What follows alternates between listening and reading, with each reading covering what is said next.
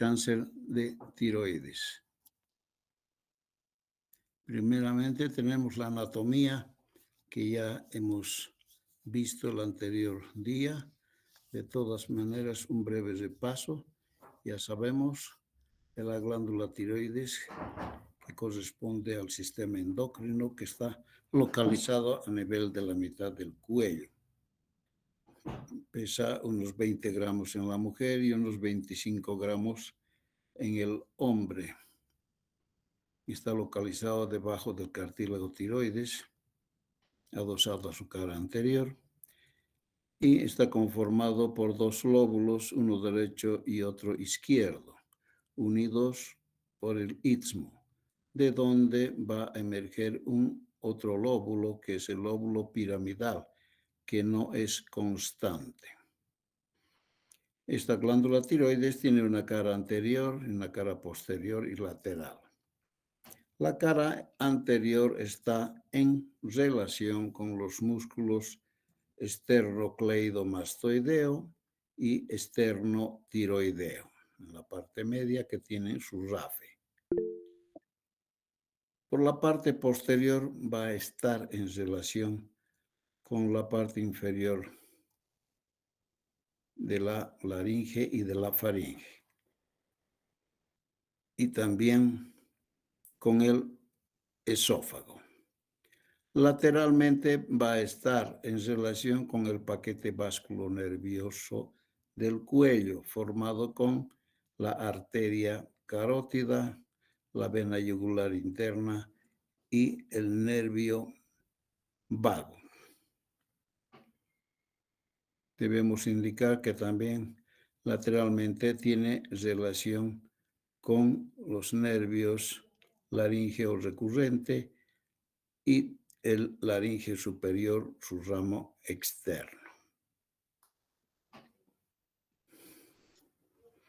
En cuanto a su irrigación, está dado por la arteria tiroidea superior, que es rama de la carótida externa y que desciende hacia el lóbulo correspondiente y se divide en tres ramos, uno anterior o supraísmico, otro lateral que va a irrigar el lóbulo y otro posterior.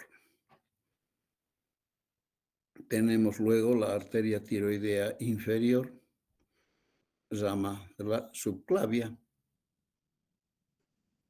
Esta arteria se divide en dos ramas y va a irrigar a ambos lóbulos. En cuanto a la inervación, está dado por el nervio laríngeo superior, que tiene una importancia en relación al área quirúrgica. Tenemos que tener cuidado al nervio laríngeo ramo externo. Su lesión va a producir una ronquera. Y luego, más importante aún, es el laringio o el recurrente laringio. ¿No es cierto? Que, como habíamos dicho, pasa entre la división de la arteria tiroidea inferior. Su lesión es mucho más grave y cuando es de un solo lado produce debilidad, pero cuando hay lesión de ambos recurrentes laringeos durante las tiroidectomías totales, entonces puede dar problemas serios que requieren que el paciente tenga que ser intubado o traqueostomizado. En cuanto a sus linfáticos, van a derivar a los ganglios del cuello. Vamos a mostrar de aquí a poco una figura, nos muestra todos los grupos ganglionares. Y luego las venas, que provienen de toda la glándula y van a conformar a nivel de ambos lóbulos, y de allá se dirigen formando la tiroidea superior hacia la yugular interna. Y también la yugular inferior o la tiroidea inferior hacia el tronco brachiocefálico. Eso en relación entonces a la anatomía. Y no olvidar la presencia de las glándulas paratiroides que están en la parte posterior de la glándula tiroides, que la vamos a ver durante la cirugía. Muy bien. Dicho esto, entonces, pasamos ya a hablar del cáncer de tiroides. Un breve reseño de histología. Vemos aquí, como ya dijimos, las células, los tirocitos que se encuentran rodeando. Y también tenemos acá las células parafoliculares, que vamos a ver también su importancia en otros tipos de cánceres. Aquí todo tenemos mostrado el coloide, ¿no? Que ya habíamos hablado en la clase anterior.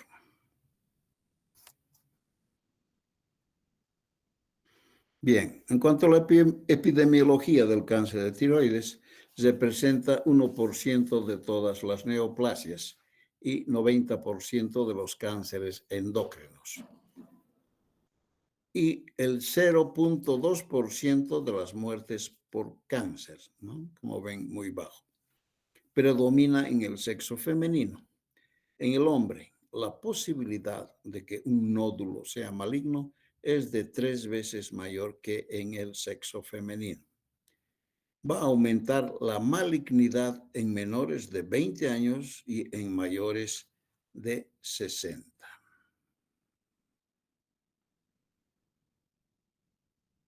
El cálculo del número de casos nuevos y de funciones por cáncer de tiroides en los Estados Unidos muestran casos nuevos de más o menos 13,000 al año y de funciones de 1,025.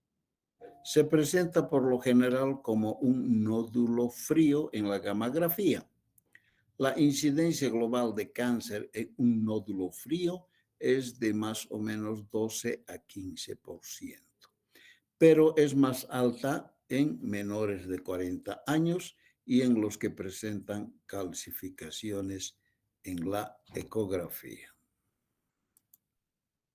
Entre los factores de riesgo tenemos la radiación, una radiación entre 200 a 300 rads, pero durante la infancia. La radiación externa. Recuerdan que hubo el accidente de Chernobyl en Rusia con gran eliminación de radiación, donde ha habido mucha gente expuesta y el resultado ha habido mucho cáncer, no solamente de tiroides, sino de otros órganos. Luego tenemos el déficit de yodo en zonas endémicas. Aumento de la hormona tiroestimulante por cualquier causa, principalmente si es prolongada y continua.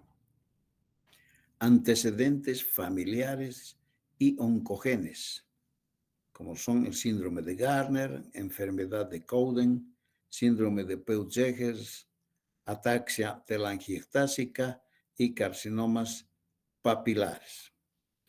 También es un factor de riesgo pertenecer a una etnia asiática. El género femenino es el más atacado, una relación de 3:1 con el sexo masculino. Y la edad va entre 25 a 65 años de edad.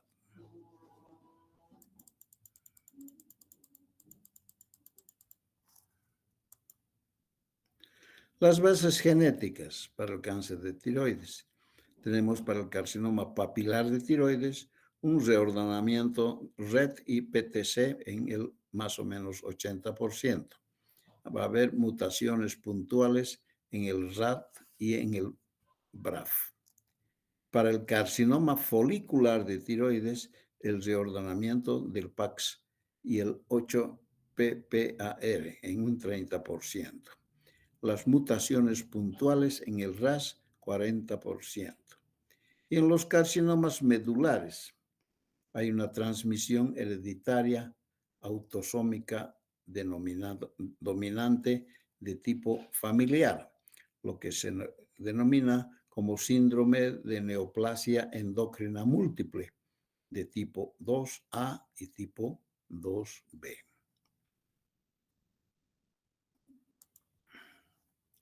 Luego tenemos en el carcinoma anaplásico, hay mutaciones en el P53.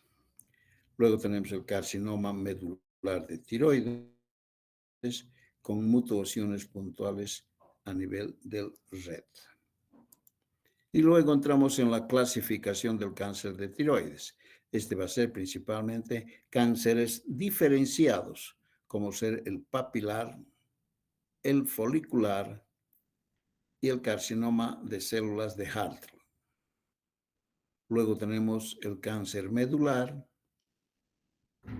posteriormente el cáncer anaplásico o indiferenciado, los linfomas y entre otros tenemos el carcinoma epidermoide, el sarcoma y luego tenemos las metástasis de tumores que se encuentran en otros sitios primarios como en el pulmón, riñón, mama y melanoma. Aquí vemos que estos cánceres, tenemos el cáncer papilar, es el más frecuente, más o menos 65%. Luego tenemos el folicular, 19%, medular 5% y el anaplásico y finalmente los más pequeños. Entonces, entre los cánceres diferenciados tenemos el cáncer papilar. Representa más o menos entre el 60 a 70% de los cánceres de tiroides. Va a predominar entre los 30 a 40 años. La relación mujer-hombre es de alrededor de 3 a 1. Su característica es que es multicéntrico entre el 26 a 80% de los casos. Está asociado a radiaciones, como dijimos, más frecuentemente en niños. Y la mortalidad es del 3 al 7%.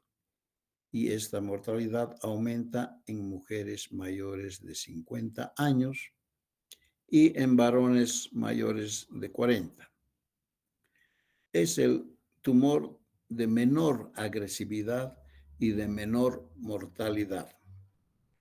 En relación a la anatomía patológica, va a mostrar papilas con eje conjuntivo vascular, denominados los cuerpos de psamoma. Entre las formas de presentación de este cáncer papilar, tenemos como un nódulo solitario en el 85% de los casos, como un nódulo menor de 2 centímetros en el 75% de los casos y una extensión a estructuras vecinas entre el 5 y el 15% de los casos.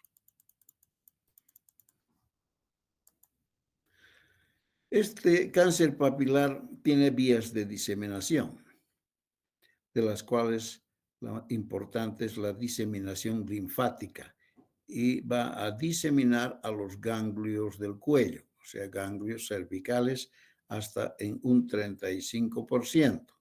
¿Y quiénes se van a comprometer? La cadena recurrencial, que está alrededor de la nervio recurrente, y la cadena yugular.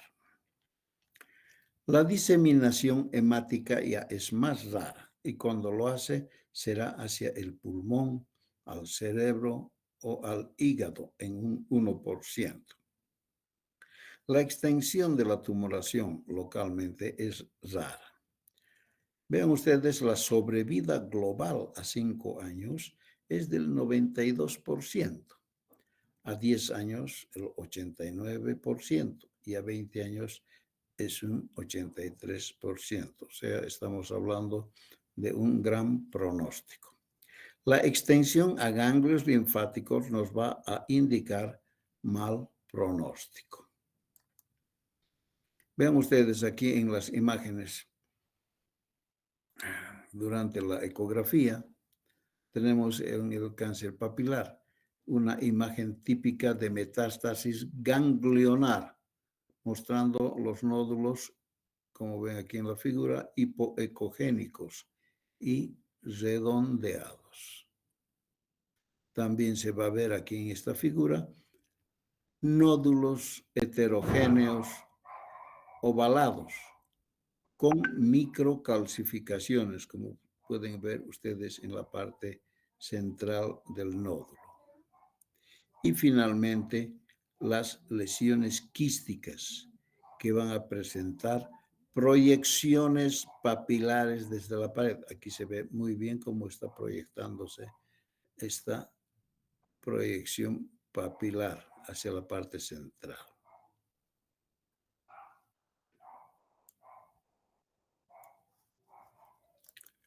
Bien, pasamos al cáncer folicular, que también es otro cáncer bien diferenciado. Ocurre en un 15 a 20% de los cánceres de tiroides. Va a predominar entre los 20 a 30 años. La relación mujer-hombre es de 3.5 a 1. También es multicéntrico, pero solamente en un 15% de los casos y está asociado a un bocio endémico. Su malignidad va a depender de la invasión capsular y o vascular. La diseminación hemática es rara, pero lo hace a pulmón y hueso, cerebro e hígado. Tiene un poco de peor pronóstico que el cáncer papilar de tiroides por su alta tasa de recidivas. La sobrevida global a 5 años es del 85% y a 10 años del 80%, y aún más a 20 años, 76%. Vemos aquí cómo en las placas, en la anatomía patológica, se muestran los folículos tapizados por células con atipias y sin coloide libre. Hay monstruosidades celulares, ¿no? Y cuando realizamos la microscopía, se va a ver lo que dijimos. Vean ustedes, aquí hay una invasión vascular y o capsular. Está irregular y está invadiendo los vasos. Pasamos al cáncer de células de Hartle. Es un tumor raro, va a predominar alrededor de los 60 años. Su malignidad depende de la invasión capsular y o vascular, igual que la anterior. Y también tiene una diseminación por la vía linfática, pero también lo hace por vía hemática. En la anatomía patológica vemos que existen grandes células epiteliales con citoplasma eosinófilo, llamados oncocitos. Es una característica de este tipo de tumor. Bien, ahora vamos a ver cómo es la clínica de estos cánceres diferenciados. Puede presentarse entonces, como ven la figura, como un bocio nodular que puede ser eutiroideo, o sea que no presenta ni hipotiroidismo ni hipertiroidismo. Puede tener un crecimiento lento y consistencia dura. Generalmente es asintomático. Llama la atención simplemente por la presencia del nódulo. Rara vez se van a producir ya disfonía, o sea, dificultad en emitir los sonidos, adenopatías satélites en el cuello, disfagia o cuadros obstructivos respiratorios. En la presencia de nódulos tiroideos, vamos a ver que solamente el 5 al 10% de los nódulos van a ser malignos. De estos, menos de 2 centímetros serán malignos solamente en el 3%. Y tienen más de 2 centímetros, alcanza al 16%. y más de 4 centímetros, más llega a un 30%.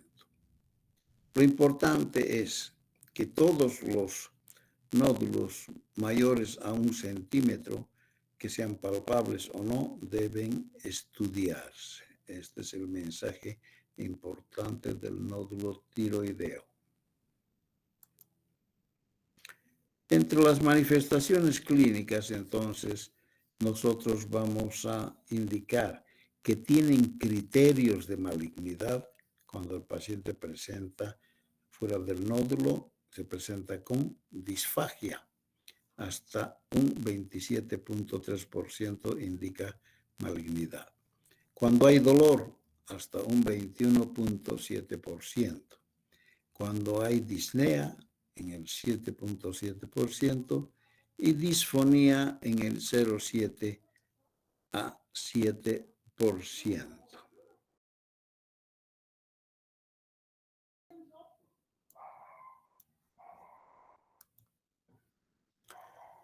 Se debe considerar en el caso de que muchas veces podemos encontrarnos con una adenopatía y no palpamos nada de nódulos en la tiroides.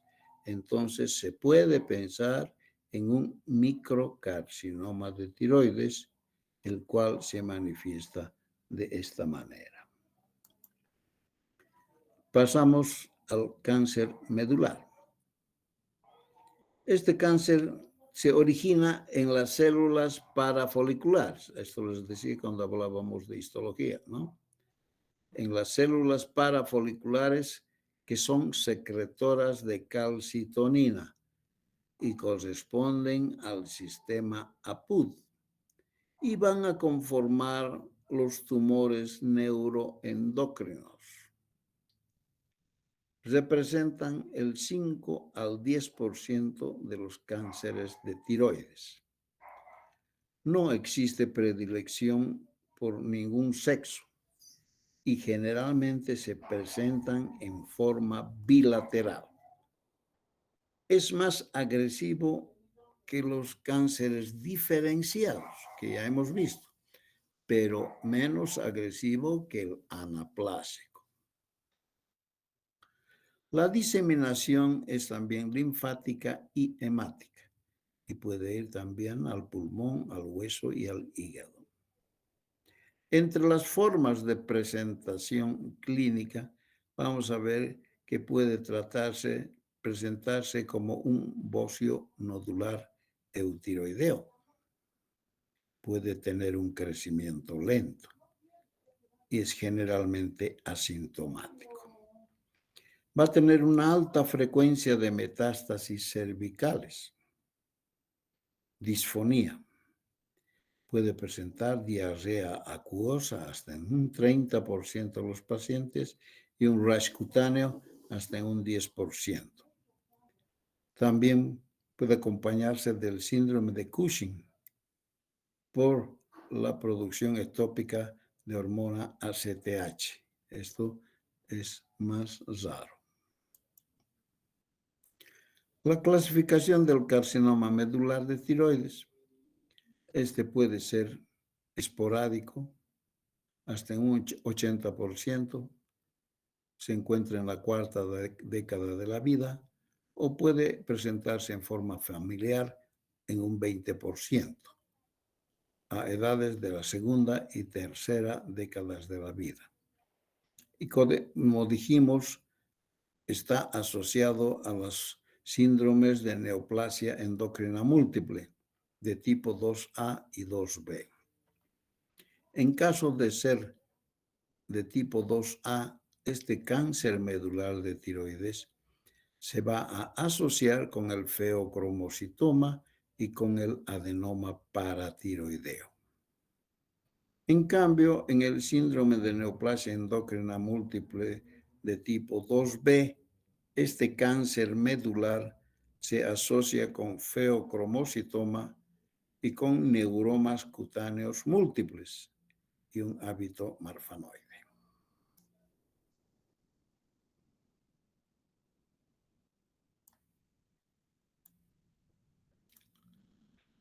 Luego entramos al cáncer anaplásico. Este representa el 10 al 15% de los cánceres de tiroides. La relación mujer-hombre es de 1.5 hacia 1 de los varones. Predomina alrededor de los 70 años. Vean ustedes, la sobrevida media es apenas de 6 meses. ¿No? Es un tumor muy agresivo. Por lo tanto, va a producir invasión precoz de los tejidos vecinos y también produce metástasis ganglionares. La diseminación hemática también a pulmón, hueso y cerebro. Entre las lesiones precursoras del cáncer anaplásico tenemos al bocio multinodular, que ya lo habíamos visto, en un 30%. Y también al carcinoma diferenciado en un 23 a 90%. Entonces quiere decir que este cáncer diferenciado puede mudar hacia el cáncer anaplásico.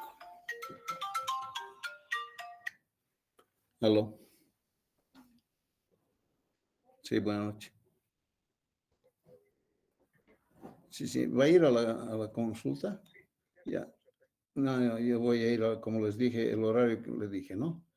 Al horario que voy a ir. Ya, 7:15 voy a estar, antes no puedo. Ya, gracias. Hasta luego. Muy bien. Entonces, hablando del cáncer anaplásico, vemos en la anatomía patológica, aquí en la figura, una tinción de PAP de la pieza de la punción aspiración de aguja fina. Y en casos de biopsia a cielo abierto, tipo celular, como se ve acá, vamos a encontrar células gigantes, fusiformes o mixtas, con inclusiones de tejido fibroso. Este cáncer anaplásico desde el punto de vista clínico puede presentarse en forma de un bocio de rápido crecimiento, de características duras, pétreo, con síntomas compresivos, como son la tos, disnea, disfonía, disfagia y dolor importante, con deterioro del estado general. Vean ustedes, entonces, una lesión muy agresiva. En el caso que vemos aquí, se trata de un paciente de 70 años con síntomas de obstrucción de la vía aérea, con una masa de 2 meses de evolución que ya está fija y dura, que comienza a erosionar también la piel.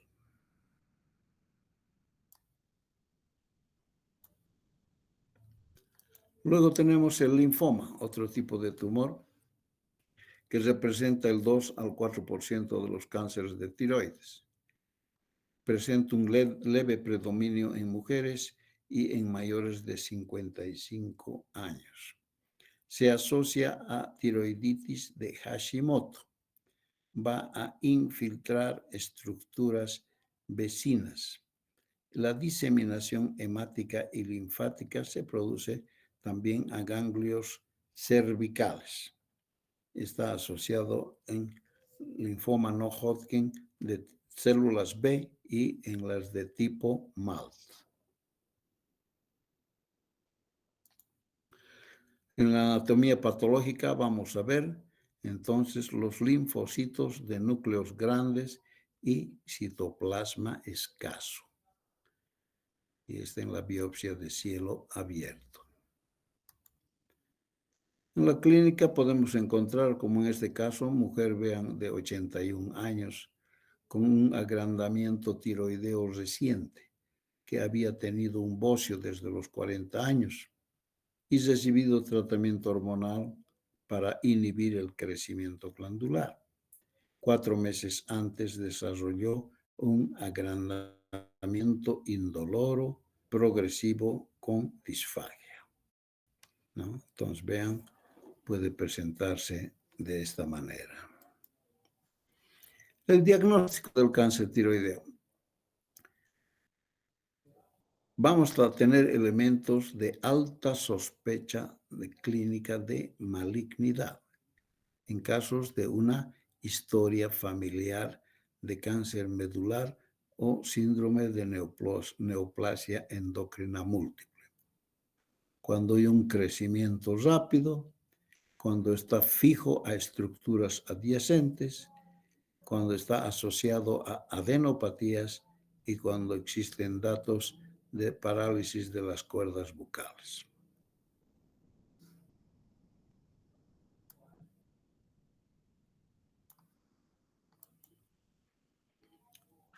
Los siguientes datos son de una moderada sospecha clínica de malignidad, con una edad menor de 20 años o mayores de 70 años. Hasta el 50% de estas edades van a ser malignos. Cuando se trata del sexo masculino, cuando el tamaño del tumor es mayor a 4 centímetros y cuando está asociado a síntomas, además de una historia de exposición a radiaciones.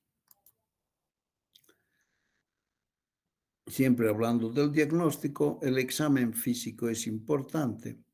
Debemos evaluar la movilidad, la adenopatía asociada, la consistencia del tumor, la parálisis de las cuerdas vocales y el tamaño de la lesión.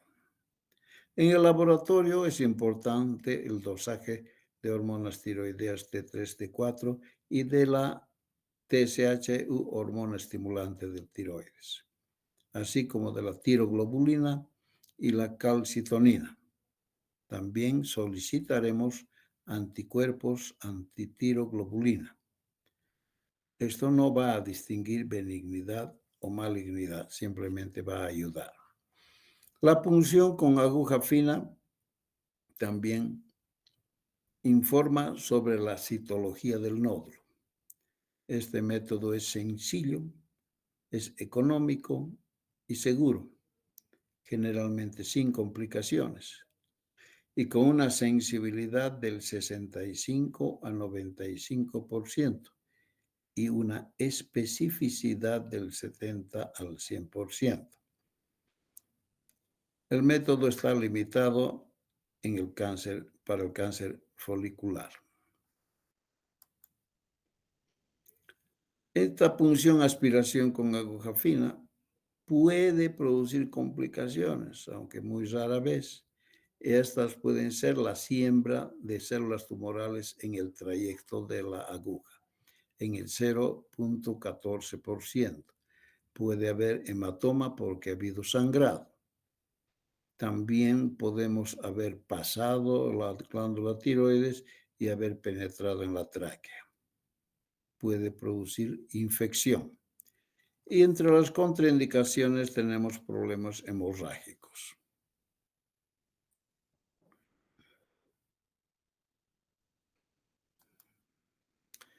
La ecografía como otro método de diagnóstico.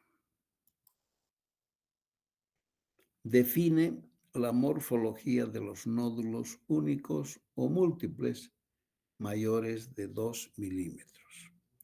Distingue áreas sólidas de quísticas.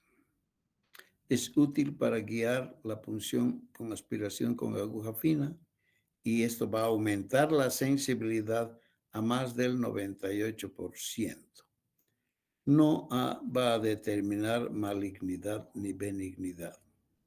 Junto con el dosaje de calcitonina, es útil para el screening de cáncer medular en los grupos de riesgo.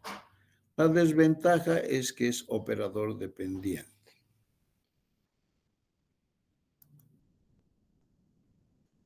En la ecografía, entonces, las características sonográficas de malignidad van a ser, en caso del nódulo tiroideo, va a tener una sensibilidad del 18.2% y una especificidad del 88%.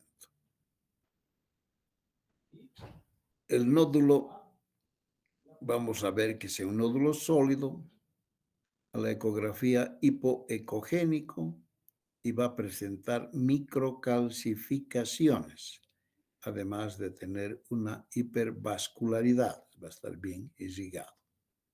En cuanto al ganglio, a través de la ecografía, la sensibilidad es del 52 al 77% y la especificidad es del 93 al 95%. El tamaño y la posición del hilio va a ser importante.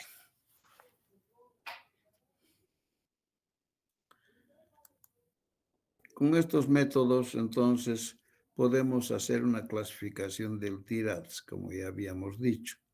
Un TIRADS 1 es tiroides normal, no hay ninguna lesión focal. En el TIRADS 2, nódulos característicos son benignos, con un patrón notoriamente benigno. 0% de riesgo de malignidad, 0 puntos en la escala. Si se trata de un TIRADS 3, ya hablamos de nódulos probablemente benignos, menos del 5% de riesgo de malignidad y 0 puntos en la escala. TIRADS 4 se divide en 3. El A, 4A, nódulos de identidad incierta, riesgo de malignidad entre el 5 al 10% en la escala. El 4B, estos nódulos sospechosos, un riesgo de malignidad del 10 al 50%, con 2 puntos en la escala. Y el 4C, ya los nódulos son muy sospechosos, entre el 50 a 85%, con un riesgo de malignidad de 3 o 4 puntos en la escala. Luego tenemos el TIRADS 5, con nódulos probablemente malignos. El riesgo de malignidad ya es de más del 85% y va a dar 5 o más puntos en la escala. El TIRADS 6 ya representa una malignidad ya detectada por biopsias por punción.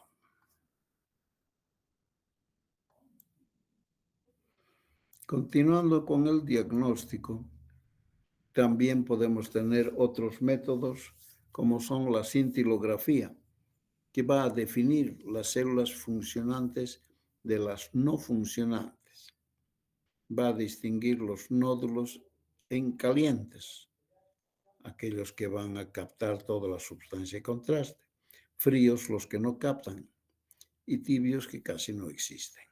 Se usa para esto el tecnesio 99 y el yodo 131. No va a diferenciar malignidad de benignidad. También se pueden utilizar la tomografía axial computarizada y la resonancia nuclear magnética, que va a ser de utilidad limitada y va a evaluar principalmente las adenopatías satélites cervicales, mediastínicas superiores y la invasión a estructuras vecinas. Es útil para realizar la etapificación. Los rayos X de tórax van a servir para evaluar el bocio principalmente endotorácico y la desviación de la tráquea. Luego el PET scan para determinar áreas de metástasis. La laringoscopía, cuando es preoperatorio, sirve como predictor de enfermedad extratiroidea, cuando ya ha salido de la glándula tiroides. Y cuando se utiliza en el postoperatorio, sirve para evaluar parálisis de cuerdas bucales. Luego tenemos este cuadro del diagnóstico en base a la punción aspiración con aguja fina. Si la lesión es maligna o positiva, el paciente va a ir a cirugía. Si es benigna o negativa, hay dos posibilidades. Uno, lesión quística y otra, lesión sólida. Si es quístico y si es que hay recurrencia de la enfermedad, debe ir a cirugía. Si no, la otra posibilidad es ir a la observación.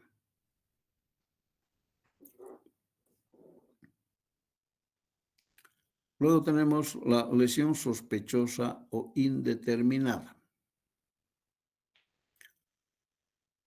Antes de eso tenemos la lesión sólida, benigna o negativa que debe ir a un tratamiento supresivo, generalmente con hormonas tiroideas, y previo a la ecografía. Se realiza un seguimiento con ecografía y punción aspiración con aguja fina. Si hay una respuesta total, va a ir a observación. Si hay una respuesta parcial, va a continuar el tratamiento. Si no responde, también va a ir a cirugía. Luego tenemos la lesión sospechosa o indeterminada. Se realiza la cintilografía. Si es una lesión caliente, va a ser dependiente de hormonas, entonces va a un tratamiento. Si es un nódulo frío, va a ir a cirugía.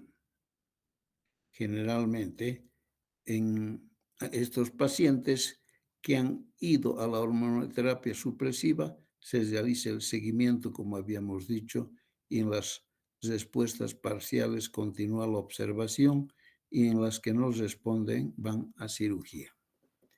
El nódulo frío también ingresa a cirugía con más posibilidad de neoplasia. Y en aquellos pacientes que no se diagnostica o la toma de muestra ha sido insatisfactoria, van a ir a una segunda punción, aspiración con aguja fina y a una punción guiada por ecografía. La cintilografía, entonces, como método diagnóstico, podemos tener, como ven ustedes en esta figura, una distribución regular del radiotrazador, pero aquí vemos que está faltando un pedazo. A esta falta en el pedazo de la sustancia, entonces consideramos como área fría. Y esa área fría es sospechosa de neoplasia. Las áreas funcionantes y no funcionantes en un pequeño bocio multinodular. Como ven ustedes aquí, hay áreas funcionantes y no funcionantes. En esta otra figura se ve claramente cómo hay áreas funcionantes y una gran área no funcionante. A esto denominamos nódulo frío y a esto nódulo caliente.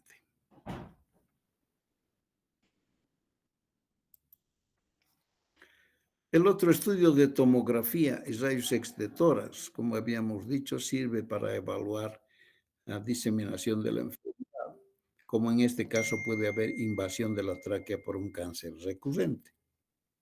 Y acá vamos a ver un bocio subesternal a nivel de la tráquea que está desviada hacia la izquierda.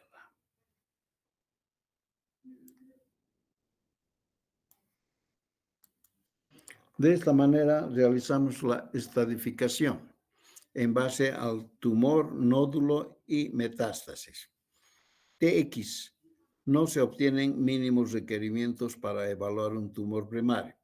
T0. No hay evidencia de tumor primario. T1. El tumor es menor de 1 centímetro en su dimensión mayor y está limitado a la glándula.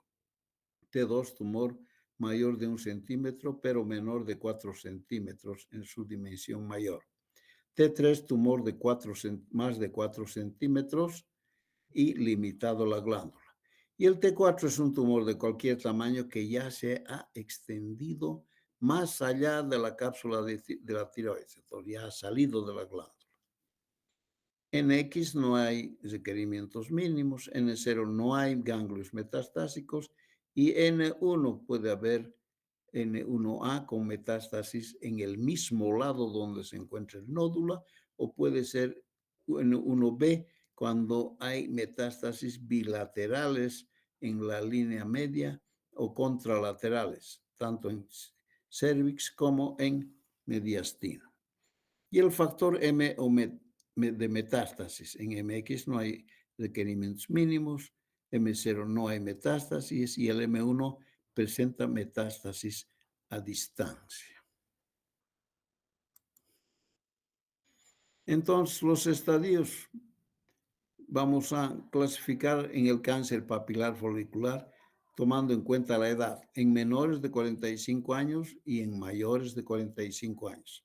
El estadio 1, cualquier tumor, cualquier tamaño, cualquier nódulo y M0, no hay metástasis. Esos son considerados como estadio 1.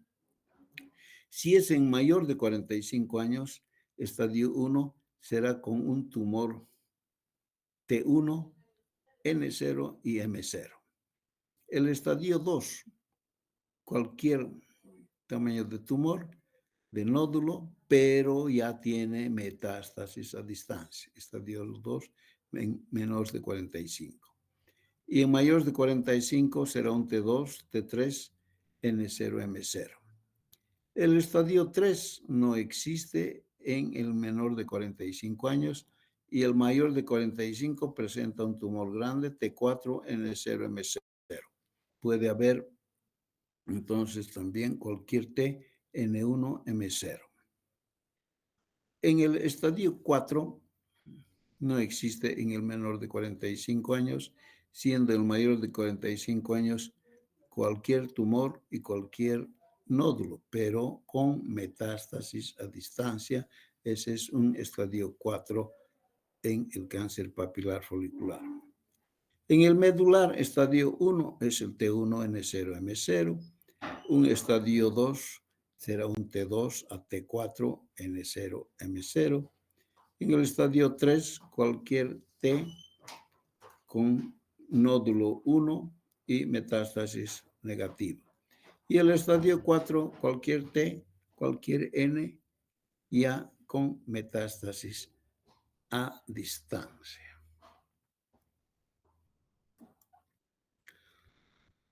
Como tratamiento, vamos a tomar en cuenta tratamiento que puede ser la cirugía, puede ser el yodo radioactivo, puede ser la supresión de hormona estimulante del tiroides o puede ser la quimioterapia.